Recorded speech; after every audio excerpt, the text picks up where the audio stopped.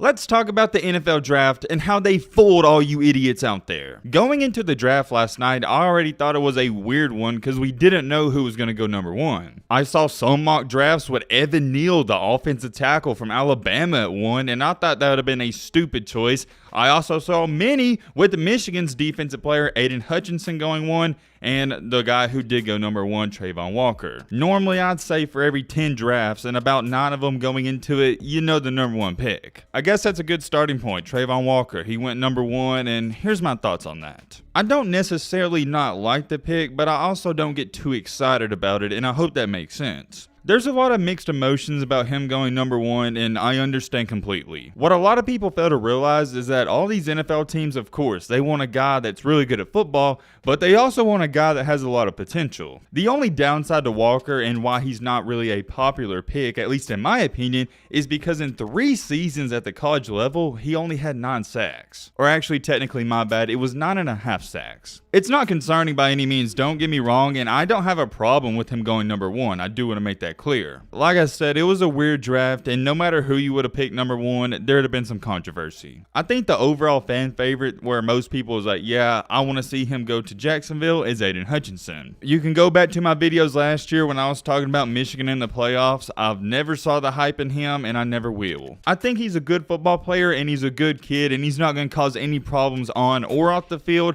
but I don't think he's that one in a generational type of talent like a Joey Bosa. He was pretty much beyond overrated. There was a guy last year in college who couldn't even declare for the NFL draft, Will Anderson, who outproduced him by double. That's why I'm not so big on Hutchinson. At least with Trayvon Walker, you know he's going to get better. I think Hutchinson, he's already reached his peak. Going down the list here, no real controversies. I think the Lions, if I had to grade their drafting, I'd say it was an A or an A+.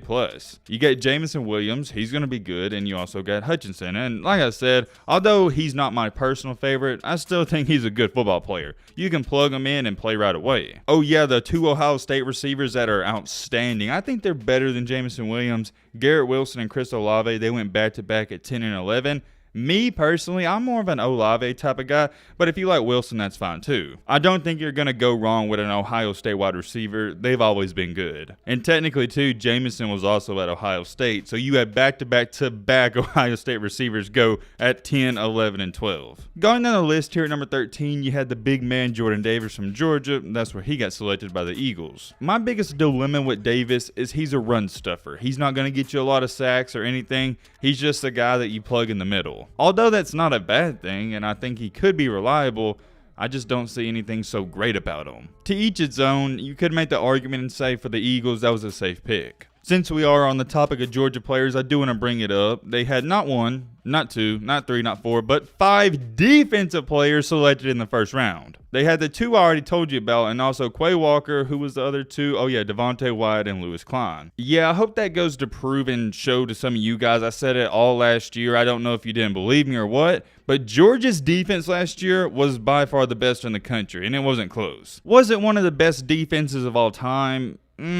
You know, I wouldn't put them in the top 5, but they could sneak in that top 10. The only slight blemish on them last year was when Bryce Young completely destroyed them in the SEC championship and dropped 40 on them. That one really hurt them, maybe not so much in the statistic categories, but in the media eyes. Yeah, they did win the championship, but when you think about them, you're also going to remember that when Bryce Young had healthy wide receivers, he could do whatever he wanted with them. It's just insane when you think about it. Georgia nearly had half of their defense selected in the first round. They also have a guy that's going to get selected very soon, and that's their other linebacker, Nakobe Dean. Nakobe Dean had a somewhat embarrassing moment last night. He showed up to the green room last night. He was in a suit, had his chain on, all that stuff. And for those of you that don't know, that's where the players go when they know they're getting drafted in the first round. And Mr. Dean, unfortunately, did not get drafted. And I don't care what you say, that's embarrassing for anybody. To put it in a better perspective, that'd be the equivalent to you going to an award show where you're expecting to get an award and you don't get one. Is it the end of his life? Is it the end of his career? No, but you get what I'm trying to say. We got one more player in topic I want to talk about before we end out this video, and it's the main point, and that is no other than Malik Willis. I'm sure some of you have heard of him by now. He's the quarterback from Liberty that I saw going as high as number 6 in the draft. And maybe he went higher in some mock drafts, but I saw multiple ones with him going to the Panthers. Leading up to the draft, he was regarded as a first-round pick, and some said there's no chance he would fall below 20. All I heard leading up to it was, oh, he's going to get selected by the Panthers or the Steelers. There were some other teams here and there, but those were the two front runners. I just gotta be honest with all of you.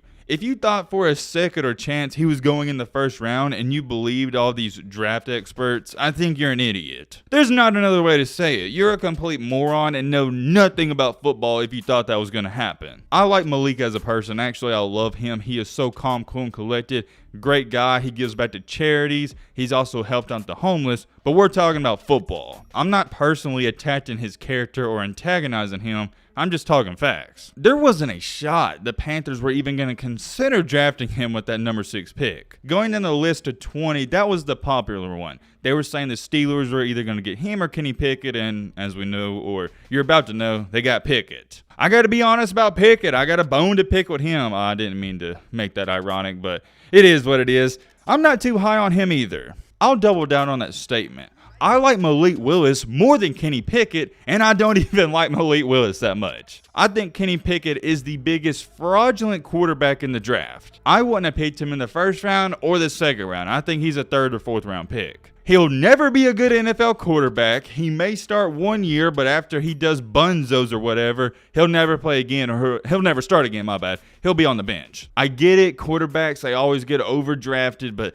this one doesn't make sense to me. In college for 3 years, he was nothing more than mediocre, and he had one great season. I'll give him credit, it was great, and now he's a first-round pick. For example, that's like you failing 3 straight tests, and then you get lucky, make an A on one, and all of a sudden everybody thinks you're an A student, when in reality, you're not an A student, you're a C student. Is Kenny Pickett trash? No, but he's not good. Pickett is a below average quarterback. It doesn't make sense to me. And if you think I'm wrong and you really like him, I'm not here to try to sway your opinion. I'm just telling you cold hard facts. We can come back to this video in about a year from now and we'll see who was right, or maybe 2 or 3 years. Anyways, got a little sidetracked there. Let's get back on topic with Mr. Willis. Like I was saying, I do like Willis, but I don't think he's going to be a great or even a good NFL quarterback. You know why? He wasn't even that great in college. And it wasn't like he was playing all these great teams in the SEC, Big Ten, or even the Pac-12, or even a Power 5. He was playing for Liberty. He was in the non-Power 5. All this talk about Willis, how he has a cannon of an arm, he has great measurables, he has great size,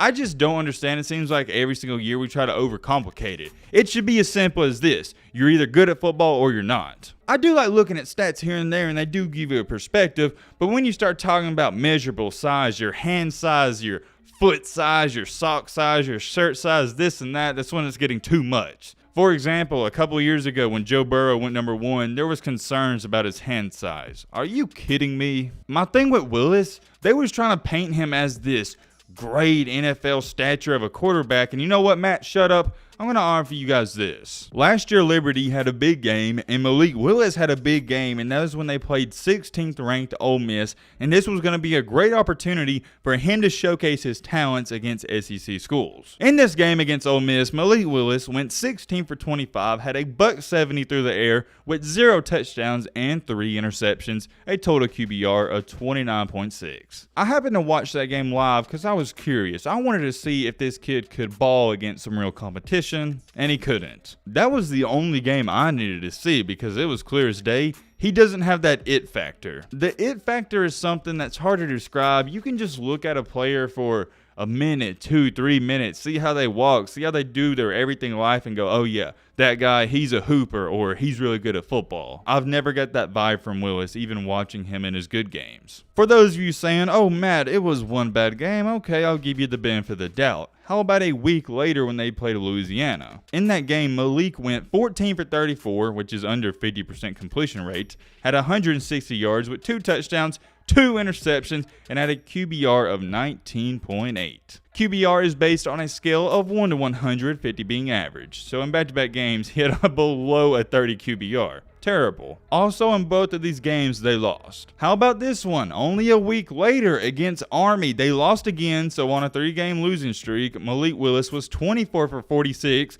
which is barely 50%, had 300 yards but 1 touchdown, 1 interception, and a QBR of 32.7. In 3 straight games, he failed to have a QBR over 33, and 50 is average. Seriously, what are we talking about here? That's why he's falling in the draft. All these teams understand he wasn't even all that great in college, so why would I believe he's going to be good in the NFL? Let me put it this way, I don't care who you are. If you are struggling against Army and Louisiana, and even Ole Miss isn't known for having a great defense, why in the world would I believe you're going to have a chance of succeeding in the NFL? He had back-to-back 3 straight performances that were bad. They weren't average, they were bad. What makes it all even worse is that in that 3-game stretch, it was late in the season. It was at the end of the year, and that's what all these scouts are looking at, how you performed in your last couple of games. Does he have a great arm? Yeah, I've seen the clips and I've seen the videos of him launching a ball 70 or 80 yards. But since when does having a great arm mean anything? Heck, I grew up at kids in my elementary school that could launch a ball 50 yards down the field and they're in jail. Just because you can throw a ball far, that means nothing in my opinion, and I've never understood why that is such a big trait. I mean, yeah, it's cool to have here and there, but realistically in the NFL, how many 60 or 70 yard bombs are you even going to attempt? It's not college. You're going to have to dink and dime your way down the field like Tom Brady has done the past 20 to 30 years. It doesn't even end there. If you think he's going to get selected high in the 2nd round, I got bad news for you because that's not going to happen either. Let's take a look at it. The first pick in the 2nd round, the Buccaneers, they're not going to draft him. They got Brady. The 2nd pick, the Vikings, they got Cousins. They're not going to draft him. 35, Titans, Tannehill. 36, they got Daniel Jones. Going down the list, Texans, I don't see that happening. The Jets, they got a quarterback. 39, they got a quarterback. 40, the Seahawks, possibly they could either get Willis or wind up trading for Baker Mayfield. That could potentially be a landing spot. Going down to the Colts, they're not going to draft him. The Falcons aren't. They're going to rock with Mariota for the year. The Browns aren't. The Ravens aren't. The Lions aren't. Washington, probably not. Then you got the Bears again. I mean, there's a legit possibility he falls out of the 2nd round. If my life was depending on it and I had to choose, is he either getting selected in the 2nd or 3rd or 4th round? I'd say 2nd round. Quarterbacks are always overdrafted, so I don't see him falling out of that 2nd round. Oh yeah, one more pick I do want to talk about is Drake London getting selected with the 8th overall pick. The Falcons picked him up at number 8, and that is an awesome wide receiver. He's huge, and it's also going to make up for the absence of Calvin Ridley. I like Drake London. You don't hear any bad things about him, and that's a good thing. I'm very curious. Let me know your thoughts down below, but what up,